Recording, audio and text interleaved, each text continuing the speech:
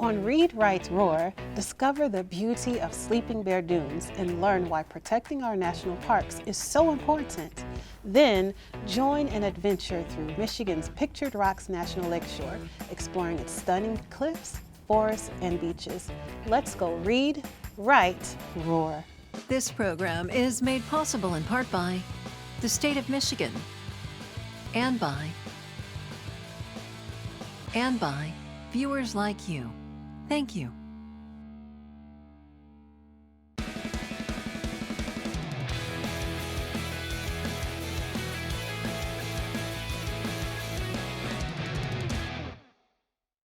What do you call hills made entirely of sand?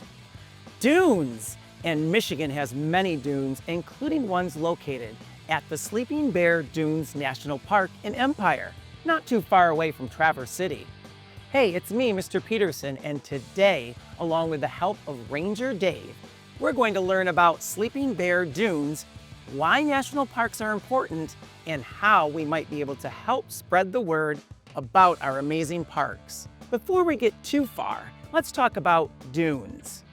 A dune is a hill or ridge made of sand formed by the wind. They are typically found by large lakes or the sea and in deserts. A fun fact about dunes is they move because dunes are made from sand blown by the wind. They shift or move over time. Sometimes dunes can be impacted by erosion. Erosion is when the dune is slowly destroyed by wind or water.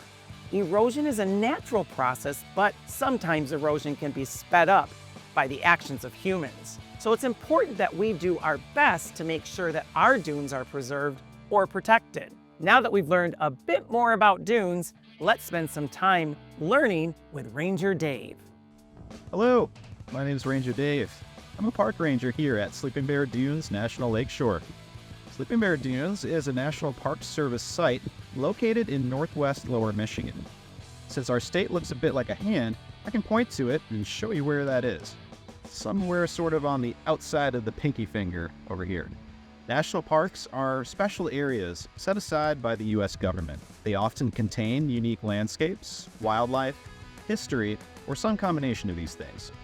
The mission of the National Park Service is to preserve and protect these areas. So, why do we even have national parks? Well, they're super important to keep wide open wilderness areas for those plants and animals that need them. For one thing, it also protects iconic landscapes from future development, such as the Grand Canyon. Here at Sleeping Bear Dunes, we also have some of the darkest night skies in our area. This is due to the low levels of light pollution. One example of how the dunes here are being protected is that we no longer allow cars to drive around on them. Decades ago, before this was a national park site, there were car tours out into the dunes. Car tires can damage plants that hold the sand in place and cause increased erosion. This makes life tougher for the plants and animals that live in this fragile ecosystem. This is the same reason that we always encourage visitors to stay on designated trails, so that they don't trample that vegetation and cause those problems. We also require that any dogs in the park be on a leash at all times. This is because we have sensitive wildlife like the federally endangered piping plover shorebirds, which could abandon their nests if they get spooked. So, to recap, Sleeping Bear Dunes National Lakeshore is a truly special place. Its status as a national park site means it will be protected for future generations. That way you and those who come after you can enjoy the park. You can help by staying on trails and respecting wildlife. I hope to see you out at the dunes someday. Thanks, Ranger Dave, for telling us so much about Sleeping Bear Dunes and national parks. You know, I want to help spread the word about how we can protect our parks. I think we should learn about how to write a video script for a PSA. A PSA is a public service announcement. Public service announcements help inform the public or our community about important information, events, or organizations. PSAs are similar to informational writing. They only contain facts that people can use to help make choices or find out more information. A PSA has 3 parts. First, introduce the problem or issue. Second, give the facts or information to solve the problem. And third, give information about where people can learn more. I have this graphic organizer to help me write my PSA video script. To help write our PSA script, we need to think about the words we want to say, but also what we want our viewers to see. What we say goes in the column labeled audio, and what we want our viewers to see goes in the column labeled video. Let's start with the introduction, which should catch the viewer's attention and identify the PSA's problem or issue. Using a question is one way to do this. How about, did you know you can help protect our national parks? I want to start my video with me talking, so I'm going to write, talk to the camera. Next, we want to give our viewers the information they need to help protect our national parks. I'm thinking, be sure to follow all rules, posted signs, and all ranger advice when at national parks. By following these important rules, you can help keep our national parks clean, protected, and safe for everyone to enjoy. I want to see pictures of those things in my video, so I'm going to write pictures of signs, rules, and park rangers from the national park. The last thing we want to do is give our viewer a place where they can go to find out more information. For us, that is going to be the National Parks website. So I'll identify that in the PSA by saying, to find out more about how you can help protect our national parks, be sure to visit the National Park website. I want to finish my video the way I started, with me talking. So I'm going to write, talk to the camera. Now let's take a look at the PSA video I made to post on social media to help my friends and family learn how to protect our national parks. Did you know that you can help protect national parks? Be sure to follow all rules, posted signs, and all ranger advice when at national parks. By following these important rules, you can help keep our national parks clean, protected, and safe for everyone to enjoy. To find out more of how you can help protect our national parks, be sure to visit the National Parks website. Sleeping Bear Dunes National Park is a Michigan treasure and should be protected. Now that I've shown you how to write a PSA, get out there and make your own. Your PSA could be a video, a speech, or even a poster. Whatever you create, be sure to share it so others can learn and act positively in their community.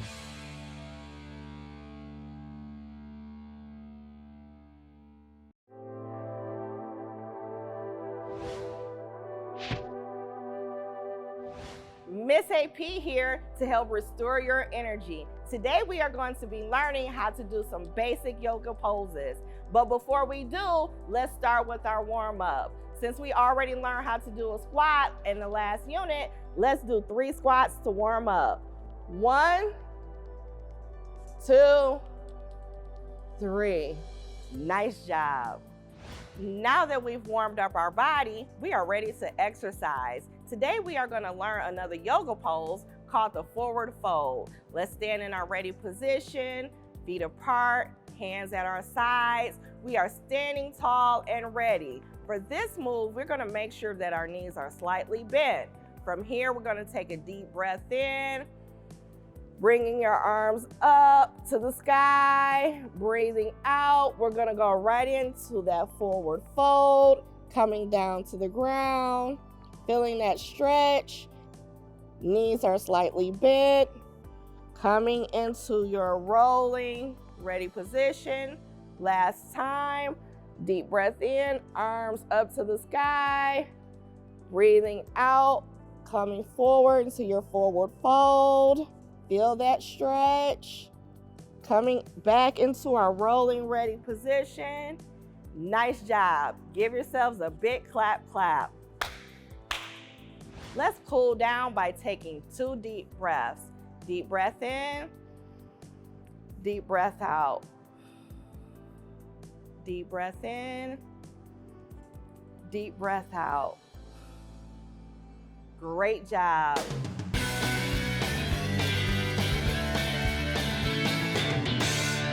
This is Miss Meg. She's preparing to make a video teaching the different points of view used in writing. Miss Meg is more of a writer and not much of an actress. Whoa. That's third-person point of view. That means I'm not the one telling the story. You're reading it from an outside point of view. That's just one of the 3 different ways a story can be narrated. And today, it's exactly what we're going to explore. Think about real-life situations. When something happens, we all have a different experience with it. When we tell these stories, each one is a little different and can be told from different points of view. The stories we read are like that too. Let's think of it alongside the words I, you, and they. Narration that includes I is told from the first-person point of view. This gets readers inside the mind of the character narrating the story. As a reader, you only experience what the character experiences. Narration that includes you is told from the second-person point of view. You actually become a character in the story, and the story speaks directly to you. Second-person point of view is a bit rare, or not used a lot, but is still important to know. Narration that includes they is told from the third-person point of view. There's no identifiable character that is narrating the story, and we, as readers, get to see the story's world from a wider lens. Knowing about all 3 points of view makes reading more fun and helps us understand the characters, setting, and plot of a story better. Let's take a quick look at narration told from different points of view. Third-person point of view, or POV. Harper ties her classmates' shoelaces when they need help. Her older sister taught her how to tie her shoes, and since then, she's enjoyed helping others too. What inferences might we make about Harper from these sentences written in third-person point of view?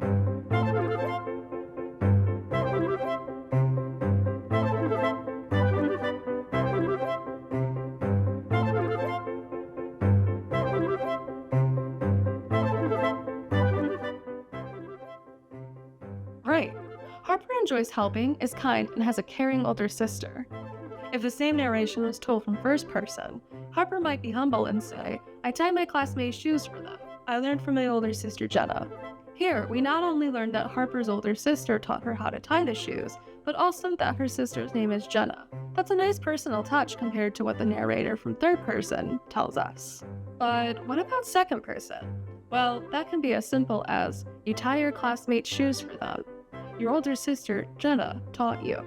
This places Harper directly in the story. Cool, isn't it?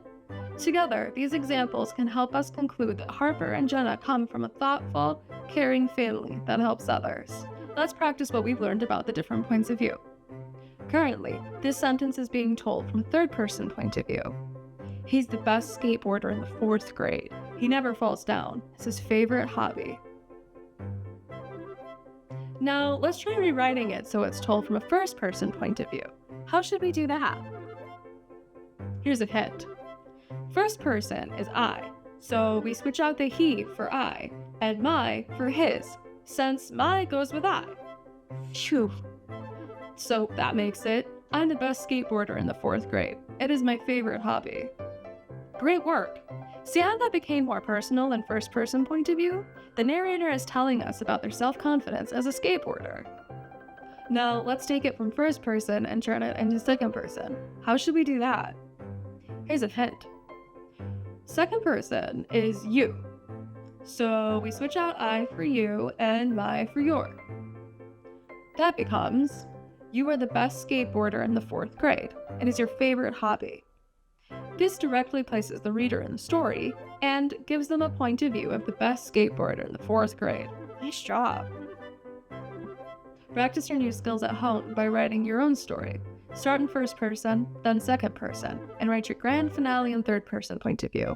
Which one tells the story best? This exercise will strengthen your skills. And of course, have fun!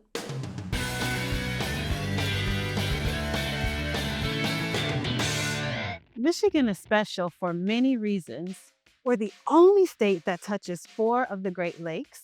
We're the only state that has the Upper and Lower Peninsula, and Michigan is home to the first National Lakeshore.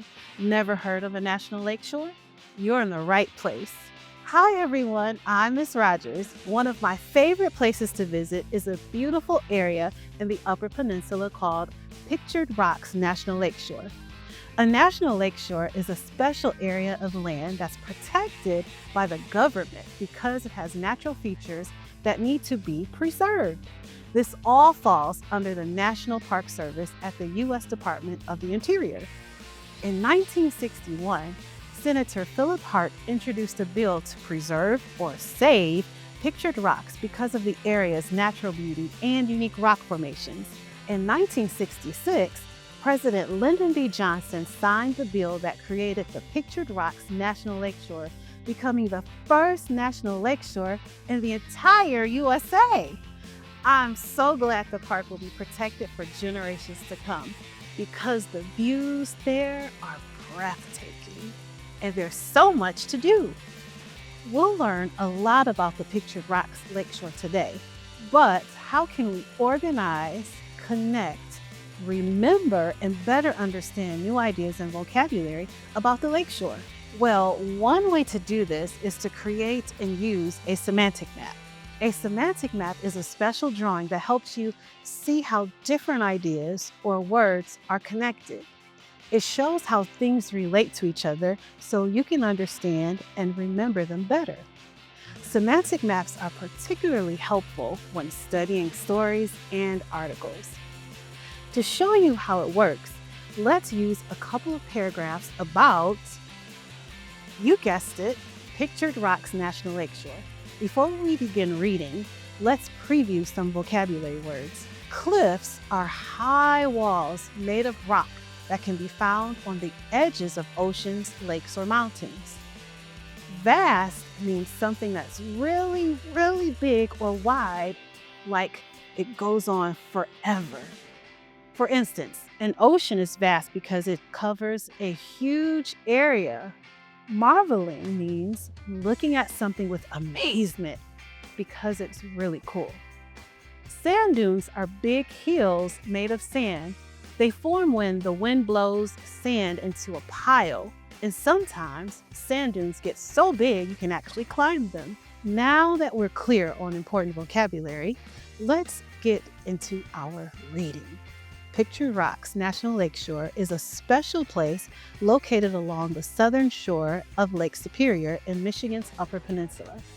It stretches over 40 miles and is part of the largest and deepest of the Great Lakes, Lake Superior. This park is named for its colorful sandstone cliffs, which rise up to 200 feet above the lake. These cliffs are famous for their stunning colors, which come from the minerals in the rock. But Pictured Rocks National Lakeshore is more than just cliffs. The park also has beautiful beaches, sand dunes, waterfalls, and forests. These natural features make it a great place for outdoor activities like hiking, swimming, and exploring. You can walk along quiet trails through the forest, visit a historic lighthouse, or take a boat tour to see the cliffs up close. The beaches are filled with interesting rocks like agate, jasper, and quartz that you can search for as you stroll along the shore. Pictured Rocks National Lakeshore is a remote and peaceful place, perfect for anyone who loves nature. Whether you're standing on the beach looking out at the vast lake, hiking through the woods, or marveling at the towering cliffs, Pictured Rocks National Lakeshore is a place you won't forget. What's the overall topic or central idea of this text? Yes, Pictured Rocks National Lakeshore. Let's write that in the center of our map. Now I'm going to draw some branches to connect the central idea to subtopics that were in the article. While I read the passage, I noticed 3 subtopics: natural features, activities, and location. So I'll add those at the end of the branches. I say subtopic because these are not the main focus of the reading. Instead, they are smaller topics that are connected to the main idea. Let's go back to natural features and add in more branches with details or examples connected to this subtopic. Do you remember any of the named natural features you'll find at Pictured Rocks? Yes, there are cliffs, beaches, waterfalls, and forests. Next, let's look at the activities subtopic. What are some activities people like to do at Pictured Rocks? Yes, let's add hiking, swimming, exploring, and boat tours. Now let's talk about location. Pictured Rocks is located along Lake Superior in Michigan's Upper Peninsula, which are important details to remember. And just like that, we've created a semantic map of Pictured Rocks, National Lakeshore. Will this help you better remember important information about Pictured Rocks, National Lakeshore? A semantic map is a great tool to help you remember what you've learned and to help you better understand what you've read. Try creating your own next time you read about a new topic, maybe about another beautiful location in Michigan.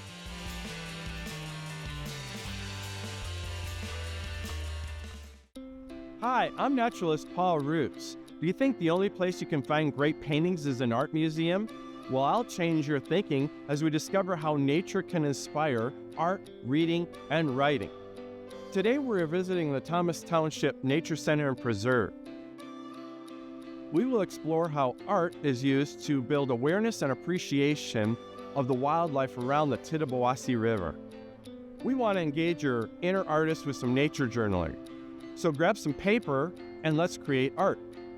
Whatever you have on hand is fine, some markers, crayons, or colored pencils. The river and its wildlife can be an inspiration or encouragement for art, writing, and reflection. When you are outdoors, take a moment to look around. Imagine you are an animal living around the river and write or draw what kind of animal you are. Describe what you hear, see, and smell. Here's something I wrote while near the Tittabawassee River. I am a tall bird. I am slowly stalking, walking, and fishing in the dark river. I am a great blue heron. Let's head inside the Nature Center to discover how a local artist was inspired by the wildlife found around the river. This mural or large picture painted on the wall will help us learn more about this bird. This bird is the great blue heron, which is the tallest heron in the United States. It's a little bit bigger than this yardstick. Given its size, it only weighs 5 to 6 pounds, which is about as much as this bag of flour. The great blue heron has long legs to wade into deeper water. It also has a long neck that stretches out to catch fish and frogs. What do you notice in this painting? Its feathers are grayish blue in color, and its bill is long and yellow. When it is flying, it holds its neck in the shape of an S. It can raise its crest, this group of feathers here, on the top of its head when it's mad or threatened. Now we're going to do a guided drawing of the great blue heron. First, grab some art supplies. You'll need black, blue, yellow, and gray. And start at the top of the page. Then we're going to draw a big letter S. Try to imagine the shape of the great blue heron's head and neck. Next, we are going to draw the beak. Start at the top of the S and sketch a line away from the S. Then make another line under it and begin to form the shape of a beak. Now from the beak we will draw the heron's neck. We will make a curved line following the S shape. Now we can add on details. There are crest feathers on the top of the head. We can put the eye here. Draw a little circle with a dot in the middle. Color the beak and eye yellow. Now take pure blue and color the top of the heron's head, then swipe it outward and make the crest feathers. Next, fill in the neck with some gray and blue strokes to represent the feathers. Wow, you've drawn the head of a great blue heron. We've seen some amazing art today and how it connects us to the river and wildlife at the Nature Preserve. We've learned how nature can inspire your own creative expression through art and writing. You can learn more about art from your local library, visiting an art museum, or even talking to a local artist in your hometown. Remember, not only can reading and writing connect us to special places in Michigan, but art can too. Thank you for watching. For more episodes, videos, lessons, activity guides, and more, be sure to visit us at our website. And don't forget, read, write, roar!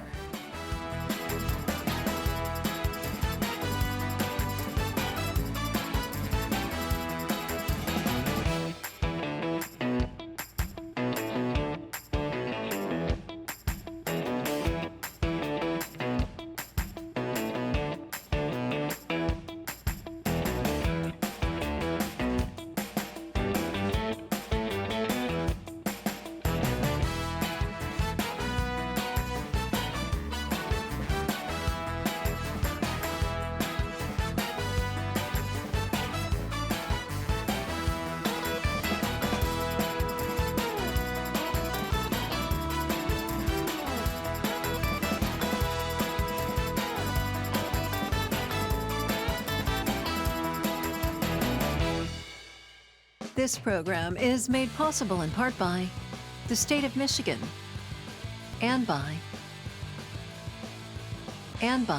viewers like you. Thank you.